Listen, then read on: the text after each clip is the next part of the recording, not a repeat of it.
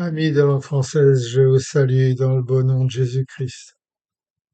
Je voudrais partager avec vous cet après-midi un passage qui se trouve dans le livre des Actes.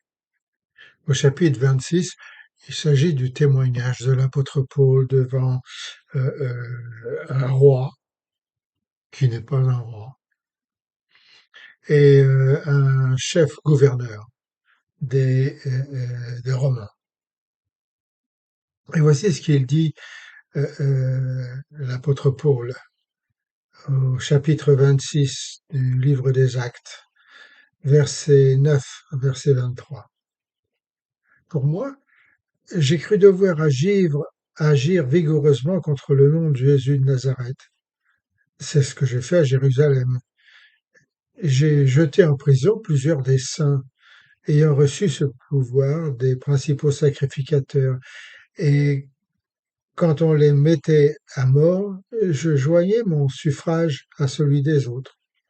Je les ai souvent châtiés dans toutes les synagogues et je les forçais à blasphémer. Dans mes excès de fureur contre eux, je les persécutais même jusque dans les villes étrangères. C'est dans ces buts que je me rendis à Damas, avec l'autorisation et la permission des principaux sacrificateurs. Vers le milieu du jour, au roi, je vis en chemin resplendir autour de moi et de mes compagnons une lumière venant du ciel, et dont l'éclat surpassait celui du soleil. Nous tombâmes tous par terre, et j'entendis une voix qui me disait en langue hébraïque, Saul, Saul, pourquoi me persécutes-tu? Il te serait dur de regimber contre les aiguilles. Hein. Je répondis, qui es-tu, Seigneur? Et le Seigneur dit, je suis Jésus que tu persécutes. Mais lève-toi et tiens-toi sur tes pieds, car je te suis apparu pour t'établir ministre et témoin des choses que tu as vues et de celles pour lesquelles je t'apparaîtrai. Je t'ai choisi du milieu de ce peuple et du milieu des païens vers qui je t'envoie, afin que tu leur ouvres les yeux, pour qu'ils passent des ténèbres à la lumière et de la puissance de Satan à Dieu, pour qu'ils reçoivent par la foi en moi le pardon des péchés et l'héritage avec les sanctifiés. Alléluia.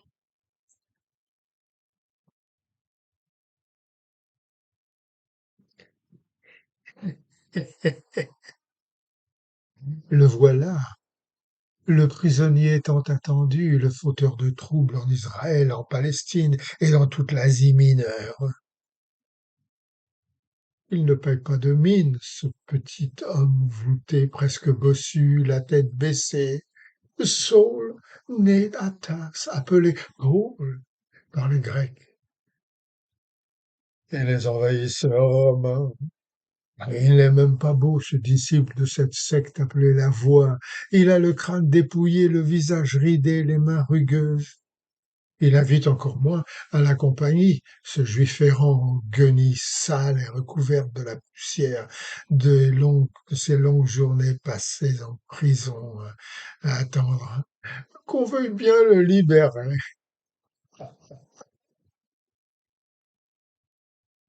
2 ans dans la prison du Capitole à Rome, c'est dur. Mais ici,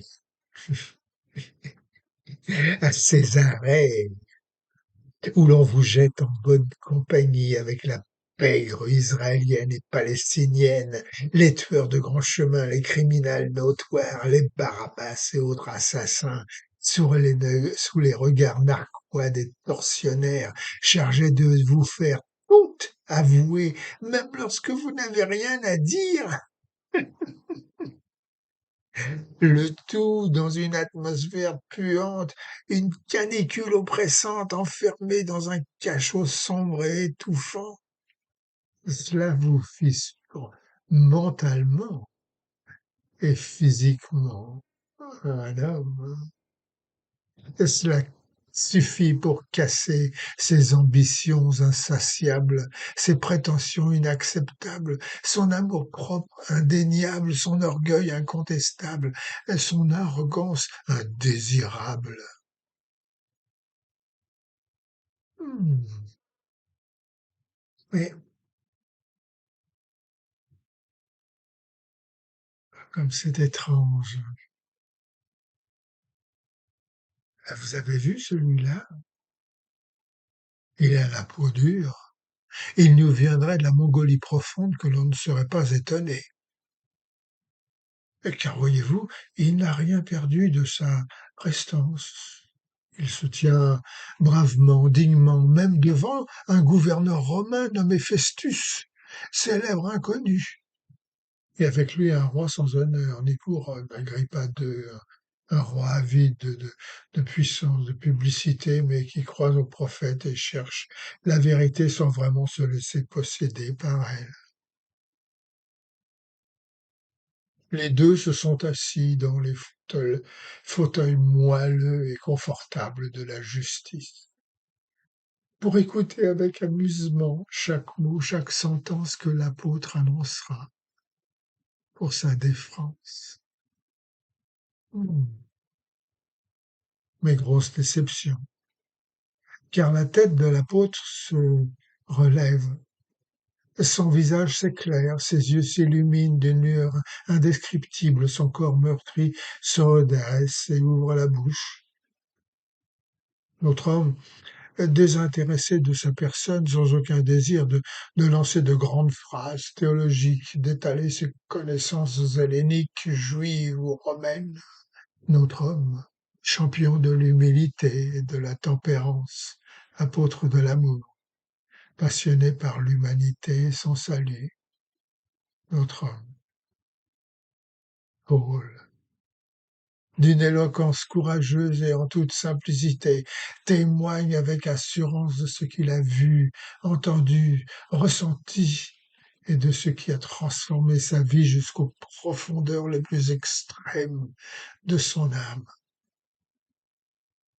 Il partage, dans un langage brûlant de vérité, son expérience, celle d'un homme au passé extraordinairement troublant, né dans la secte pharisaïque la plus rigide de la religion juive, réservée à l'élite du pays, et ayant fréquenté l'école rabbinique de Jérusalem, où seuls les grands intellectuels du pays ont résidence. Il retrace son histoire, celle d'un homme violent non seulement dans ses paroles, mais aussi dans ses pensées, ses actes. Il dévoile comment, avide de persécution, avec un cruel acharnement, il a pourchassé systématiquement tous ceux qui se proclamaient disciples de la voie, jeunes et vieux, pauvres et riches, jusqu'au fin fond de la Palestine. Il décrit avec une voix tremblante, sous le coup de l'émotion, comment, alors qu'il se rendait à Damas, traînant avec lui un convoi de ces va-nu-pieds dont la seule culpabilité était d'avoir cru en Jésus qui se divisait, c'est qui se disait Christ, et que les Romains avaient crucifié pour faire plaisir aux autorités religieuses de Jérusalem. Comment, alors qu'il se réjouissait de cette pêche fructueuse, une lueur venue du ciel et l'éblouit au point de lui faire perdre la vue, de le faire tomber de cheval et de couper court à ses ambitions égoïstes. Devant le roi Agrippa et le gouverneur, il a pu dépeindre dans les moindres détails ce moment inoubliable alors qu'à terre, tombé de son cheval, il entendait une voix lui dire: Paul, Paul, pourquoi me persécutes-tu?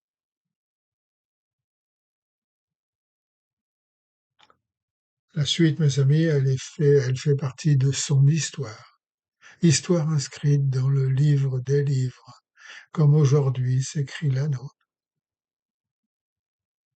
On a reçu l'appel, il a obéi à la vision et avec la grâce de Dieu jusqu'à sa mort, il n'a jamais dévié de la route tracée pour lui par Jésus-Christ. Ah oui, mais attendez, Major, votre histoire là, c'est pas possible. Lui, Paul, de noblesse hébraïque, intelligent, intellectuel, juif, autant que romain, destiné à une vie confortable et glorieuse, pleine de promesses et de puissances méritées, lui, l'espoir de son pays, le futur de sa race, l'éthope de la loi, il aurait par amour et fidélité envers ce Jésus, rejeté par sa race, abandonné des hommes, maltraité par des ennemis et crucifié comme un brigand, il aurait, lui, Saul de Tarse, devenu l'apôtre, Paul, décidé à tout quitter, tout. Comment se peut-il qu'il ait accepté sans se plaindre les calomnies, les rejets, les persécutions morales et physiques, les chaînes, le fouet, les coups et la mort, et déclaré au roi Agrippa, comment pouvais-je résister à la vision céleste? C'est c'est bizarre, n'est-ce pas? Voilà un homme sain d'esprit, fier d'être ce qu'il est, capable de tout endurer, tout souffrir, tout subir, tout supporter, mais qui s'effondre et laisse tout tomber en entendant ces simples mots. Je suis Jésus que tu persécutes. C'est pas possible. C'est pas possible. Mes amis, moi j'aime bien régulièrement retourner au pied de la croix, m'asseoir là et écouter Jésus me parler dans mon âme, quand ce n'est pas toujours moi qui lui coupe la parole. Le sacrifice de Christ pour mon salut, je l'ai réalisé et accepté à l'âge de 19 ans. Et c'est lorsque jeune officier au Pays du Galles, alors que dans le creux d'une vallée environnée de collines verdoyantes sur lesquelles paissaient paisiblement des moutons, je considérais la mort de mon sauveur. Et ces paroles percèrent mon cœur. Jacques, Jacques, je suis celui que tu persécutes. Mais n'avais-je tout pas quitté? Abandonner le milieu catholique très sécurisant dans lequel je me trouvais et accepter de vivre pauvrement? N'étais-je pas dans l'armée du salut, officier prêchant tous les dimanches le salut en Jésus-Christ et encourageant ma congrégation à faire tous ses efforts pour vivre une vie agréable aux yeux de Dieu? Comment pouvais-je le persécuter alors que je faisais tout mon possible pour le servir? Mes amis, écoutez ce que l'apôtre Paul témoigna au roi Agrippa. Jésus m'a dit, je t'envoie pour que tu leur ouvres les yeux, pour qu'ils passent des ténèbres à la lumière et de la puissance à Satan, à Dieu, pour qu'ils reçoivent par la foi en moi le pardon des péchés et l'héritage des sanctifiés. Vous voyez, je prêchais le pardon des péchés, mais je ne conduisais pas mon peuple dans le chemin qui mène à l'héritage des sanctifiés, car je n'étais pas moi-même sanctifié. Je les persécutais. J'étais aveugle comme Paul sur cette route de Damas, connaissant tout de la religion, du pardon des péchés, mais aveugle quant à la sanctification. Comment pouvais-je faire passer mes brebis des ténèbres à la lumière et de la puissance de Satan à Dieu si je vivais encore dans le péché?